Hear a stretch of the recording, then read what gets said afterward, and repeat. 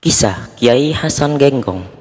Ujar Abah Guru sekumpul, jika tidak ada murid Syekh Hasan Genggong yang ujlah ke gunung-gunung dan hutan, maka hancurlah Indonesia, sebab banyak maksiat. Cuma yang ujlah itu jadi tongkat-tongkat ke langit. Siapakah sebenarnya Syekh Hasan Genggong? Dulu, dalam suatu majlis, Habib Ali Kuitang pernah berjumpa dengan Kiai Muhammad Hasan Genggong. Sejenak Habib Ali Kuitang tertegun, lalu dipeluknya Kiai Hasan Sepuh dengan penuh keharuan. Air mata mengaliri pipi Habib Ali Kuitang.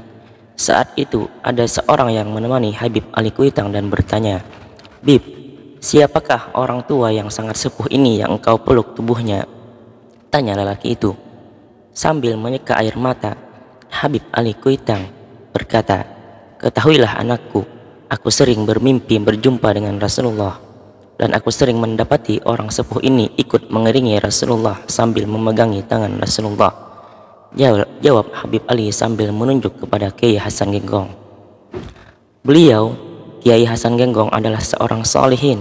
Beliau pendiri pesantren Genggong daerah Keraksan, Probolinggo. Jika Kiai Hasan akan kedatangan tamu dari Ahlul Bait, keturunan Rasulullah, beliau langsung keluar sambil berlari dan berkata, "Ada Rahatul Mustafa, wangi Nabi Muhammad SAW." Padahal cucu Rasul tadi belum sampai ke tempat Kiai Hasan. Di antara keramat Kiai Hasan Genggong adalah cerita datangnya seorang tamu yang menyewa sebuah mobil dengan seorang supir, yaitu Habib. Cuma ceritanya, tamu yang menyewa itu tidak mengetahui kalau sang supir adalah Habib. Kiai Hasan berkata kepada anak-anaknya, "Ayo rapikan kamar, kita mau kedatangan Habib." Setelah orang itu datang ke rumah Kiai Hasan, beliau bertanya, "Mana sopirmu?" "Sopir saya tidur, Kiai." "Di mana tidurnya?" "Di mobil, Kiai." "Saya mau dekati sopir itu, boleh minta izin?" kata Kiai Hasan. Setelah mendapatkan izin, Kiai Hasan Genggong mendekati mobil sang tamu. "Habib, bangun Bib," pinta Kiai Hasan. Sang sopir itu jelas kaget karena selama ini tidak ada yang memanggilnya Habib.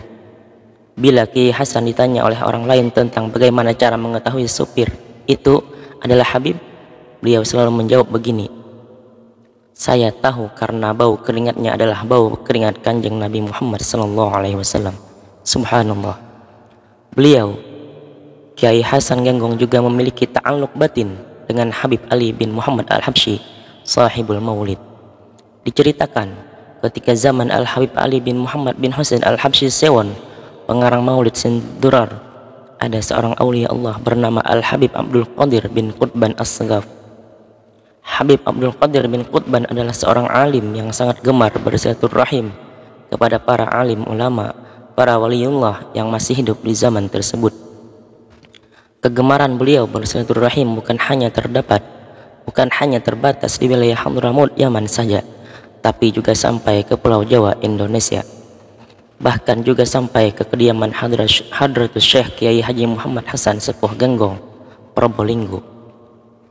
Ketika tiba di kediaman Kiai Hasan Sepuh Genggong, Habib Abdul Qadir disambut dengan ramah.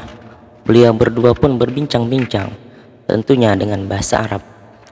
Sampai pada akhirnya Kiai Hasan Sepuh bertanya, yang kalau diterjemahkan, "Habib, bagaimana kabarnya Habib Ali Al-Habsyi Sewon, pengarang Simtun Durar?"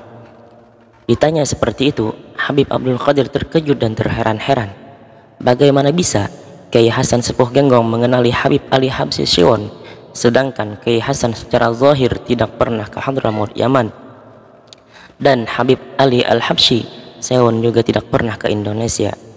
Seolah mengetahui apa yang ada di hati Habib Abdul Qadir, Kiai Hasan kembali berkata, "Habib Ali Al-Habsyi Sewon itu kulitnya seperti ini, wajahnya begini, kalau duduk seperti ini, jalannya seperti ini, di kediaman Habib Ali rumahnya seperti ini, di depannya ada masjid bernama Masjid Riyad dan tiangnya seperti ini."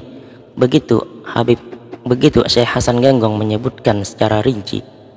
Dan bertambah kagumlah Habib Abdul Qadir bin Qutban. Takjub oleh Kiai Hasan Sepuh Genggong yang menyebutkan secara detail, seolah-olah beliau sangat akrab dengan Habib Ali Al-Habsyi dan mengetahui keadaan rumahnya di kota Sewon, Hadramaut, Yaman. Padahal Kiai Hasan tidak pernah sampai ke sana. Lalu setelah cukup berbincang-bincang, tak lama kemudian Habib Abdul Qadir bin Qutban pun berpamitan pulang.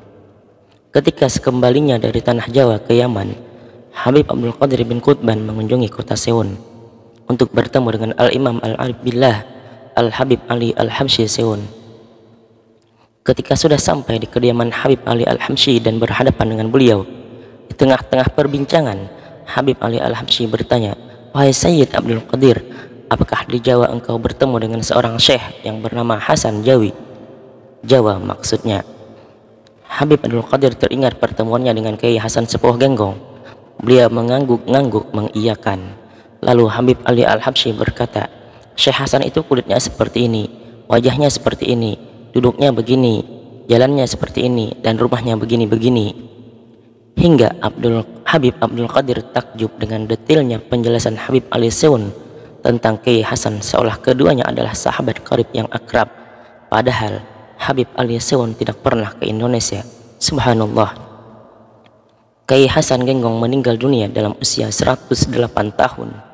Semoga Allah Subhanahu wa taala meridai beliau dan mengumpulkannya bersama Rasulullah sallallahu alaihi wasallam dan para nabi di surganya yang tertinggi. Amin.